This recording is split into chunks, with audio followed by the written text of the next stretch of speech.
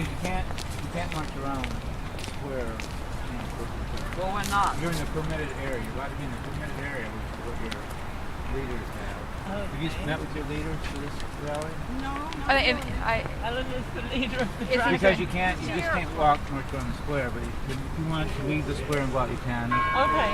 And then, but you're not allowed to march. We have a permit for this area over here. We have this whole area over here, and I told you, from the grassy area for the rally if you want to. Yeah, sorry about the miscommunication. We'll keep it to the grass. Appreciate that. I told you, right over in the grass area, right behind you. You can stay there for that. Yeah, we can walk around in the grass. Okay, so stay right there. We need some faces in there.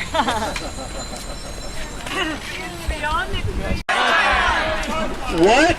No! What? Thank you, everyone, for coming across the state today for a No Pipeline Lobby Day. We have folks that have driven from Southwest Virginia, Western Virginia, Northern Virginia, all across the state to come together here in Richmond today and say no to new fracked gas pipelines in our state.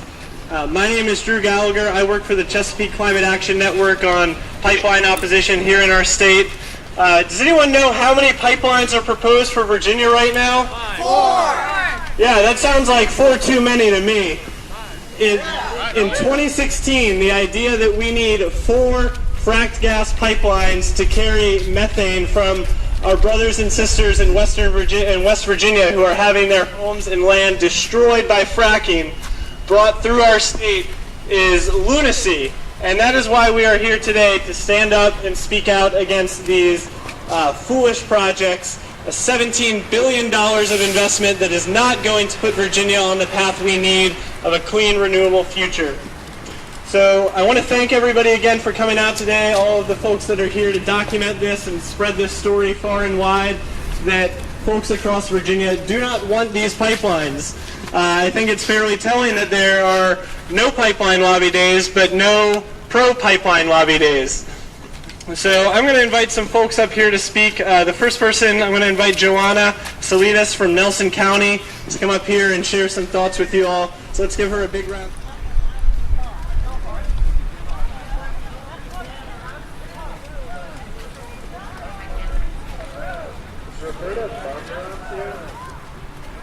Hi, everybody. We've come here today in part to lobby our legislators to repeal the grossly unjust, hated survey without permission statute. Property owners faced with the invasion of their peace and privacy by numerous survey crews feel violated, threatened, and disempowered by this statute that we want repealed. Survey crews can legally trespass on private property for a project that the property owners have deemed totally counter to their interests, economically ruining, and in some cases plain terrifying. The statute that we want repealed hands private property to for-profit enterprises. I wish I was exaggerating, but I'm not. How does it do this? First, the statute does not include any test regarding whether the project is in the public interest or not. Second, and more importantly, forcing property owners to allow survey takes away from them a crucial tool to demonstrate irrefutable opposition to a project before it has been approved by the Federal Energy Regulatory Commission, or FERC. FERC must consider, as one of only 5 main points or so, the adverse impact on landowners of a project. Yet how can a landowner really demonstrate that a project would harm them? Property owners can write to FERC and tell them that they will never negotiate with the pipeline company. They can tell FERC that they are completely opposed to this pipeline on their property. These are good things to do. But the unfortunate fact is that Dominion and FERC can and do treat all of these objections as works in progress. Dominion says, doesn't this sound familiar? We are continuing to communicate with landowners to work out difficulties and disagreements, implying that objections should be understood to be temporary, and once the property owner understands all the so-called facts, they'll come around. Meanwhile, they report completed survey rates as though they indicate project approval. Property owners can refuse to sign easements for the purchase of their property, preventing Dominion from reporting that they have already successfully negotiated agreements on large portions of the route. However, Dominion can and does say, we are continuing to work with property owners until mutual agreement is reached, implying that the property owner will come around once the terms of the easement purchase are more to their liking. Unfortunately, FERC legislators, the media, and the public in general tends to dismiss all landowner opposition as temporary, except the ultimate, the actual use of eminent domain, meaning when a pipeline company gives up trying to negotiate compensation with a property owner and instead takes them to court to have compensation determined by a judge. Again, only the actual use of eminent domain is taken seriously, not the fact that no property owner has the choice of whether to host the pipeline or not. Of course, the industry can't actually use eminent domain until after the FERC decision is made, which means that FERC has already decided that landowner impacts are acceptably minimal before a property owner even has the chance to show in actions, not words, that they will not negotiate. Denying survey for a pipeline project is the strongest and best form of opposition a property owner opposed to a project has. Even refusing to negotiate can be cast in purely economic terms, implying that a landowner is holding out rather than in terms of principles, values, or realistic fears. If the current statute were repealed, pipeline companies would be forced to deal fairly with property owners in order to gain access to their properties.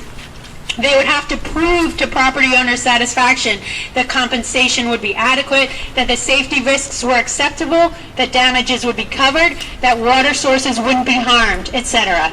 If a pipeline company can't adequately reassure property owners, that should send a clear signal that the project has problems. But instead of hearing what property owners are saying when they refuse permission to survey, Dominion has sued over 125 property owners in Nelson and more elsewhere to force them to permit access to their properties under the current statute.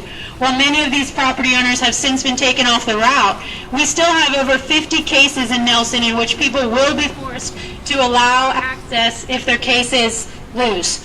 These brave and hardy people have endured months of Dominion surveyors begging and threatening them, yet their conviction is so strong that they have continued to resist. We need 564901 repealed so that when people feel such strong opposition, they can take meaningful legal action to protect their property. Thank you. We give it up for Joanna Salidas again one more time, everybody. So we are here today to repeal this statute that allows these private companies to trespass on Virginians' homes and land.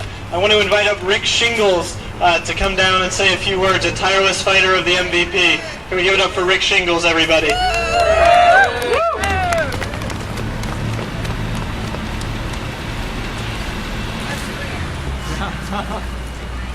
Hi everyone. Why are they abusing our property rights? And let's make a couple points about that. One, what are they going to do? They want to do a survey on our property, and for that they're going to violate our rights. What's the good of doing that survey? These surveys are a joke. They're simply a way of exerting their power over us. We have brought people here today that testified that when the surveyors are on their property, they just go through the motions of surveying for the various things that are required to survey for by law, and they don't actually do a legitimate survey. And so we're going to lose our property rights for that? No. Right? No. Second, why are we even dealing with this pipeline issue? Why are we dealing with frack gas being pumped through Virginia? Everyone should know, and our legislators should know when we speak to them, that a study was done for the state of Virginia giving us 3 options on how to deal with the Clean Power Plan and the role of natural gas in that. The current plan, written by Dominion, has us depending on natural gas for the next 20 years. The alternatives discussed in this document in terms of that, as opposed to that, was one, to diversify our energy package so it represents a wide variety of energy sources, including renewable energy.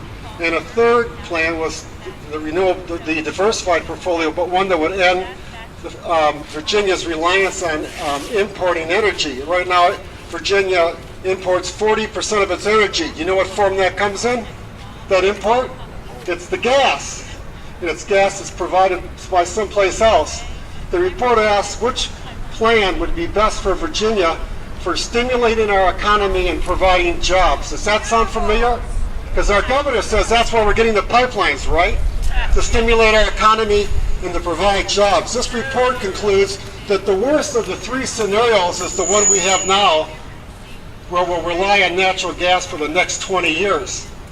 That the second plan, which will diversify our economy, will create more jobs because renewable energies, which will diversify the portfolio, like wind and solar, will provide local jobs.